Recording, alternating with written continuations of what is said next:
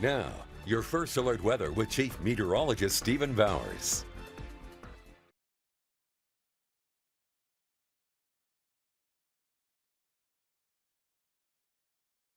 We told you last week that this week would become a little bit more active in terms of weather, and we've got a storm system that's on the way, and that storm system is going to bring some snow mainly to the mountains. But you see, here on the western slope, we may get a little spot of snow, maybe even a couple of them. But the biggest impact is going to be in the high country, and that's where I have some concern for you if you're going to be traveling. So locally, not a big deal. If you have travel plans that take you toward the Denver area, that's where things get a little messy for you. There are winter weather advisories shown in the purple from the Front Range out to Metro Denver and certainly out of the northeastern plains, and then right against the Kansas state line, the area shaded in blue here, that's a winter storm watch, and that can be upgraded to either a winter weather advisory or to a winter storm warning. And it's because of this little swirl of low pressure in the middle and upper layers of the atmosphere. This is tracking eastward over the Pacific Northwest right now, and we've had some clouds already beginning to increase over us out ahead of that storm system. And watch our futurecast, because these clouds are going to become more widespread and more abundant through the night tonight across really all of Colorado. There we are at 6 a.m. on Tuesday, and things are quiet to start.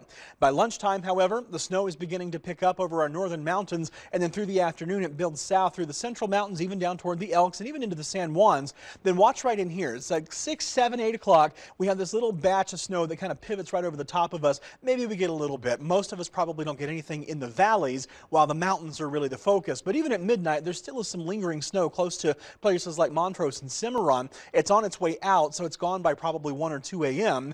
And then we still have the snow falling over the eastern mountains, east of the Divide, and over toward Metro Denver. So again, that travel into Metro Denver gets a little sketchy first thing on Wednesday morning. So if you're making that travel plan, give yourself a little bit of extra time and make sure you arrive there safely.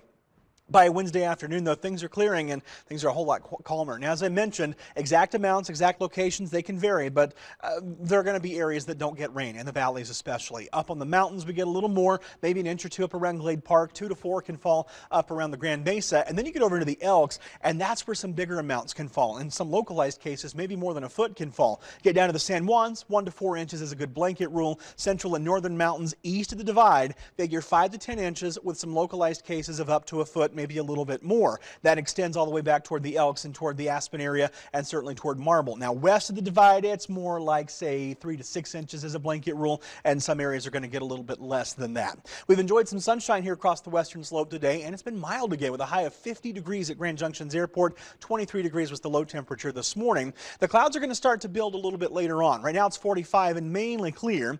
We've got a few clouds around, but it's a mostly clear evening with temperatures stepping down to 41 degrees at 7 o'clock, 39 degrees at 8 o'clock, and then 37 degrees at 9. By morning, expect low to mid-20s. The cold spots up in the mountains in northwestern Colorado can cool into the teens or even single digits. And then tomorrow, the clouds are going to blanket the area, but we'll stay snow-free during the day. We're going to warm through the 20s, 30s, and up to the low 40s by lunchtime, and then into the middle and upper 40s tomorrow afternoon, and that's about as warm as we get. So the 7-day forecast has a second storm system that we should mention too. So we have one storm blows through Tuesday night into Wednesday morning. We'll get a break the rest of Wednesday into Thursday, and then Thursday night into Friday, we get another storm system that comes in, and that may start as snow, and then during the day on Friday, it changes to rain. Yeah, this is going to be a warmer storm system, but it's also got some more moisture with it since it's coming right off the Pacific Ocean, and that moisture-loaded storm system has a better opportunity to bring us some decent moisture, and we really do need that moisture. Now, Friday night, that rain can change back to snow, and that may fall through the first part of Saturday morning, but then by about mid-morning, it looks like things are starting to clear up, and most of the weekend ends up being salvageable. You notice other than Wednesday, it's a pretty mild week too, with high temperatures mainly in the 40s, even a couple of mornings in some spots will go up into the lower 50s.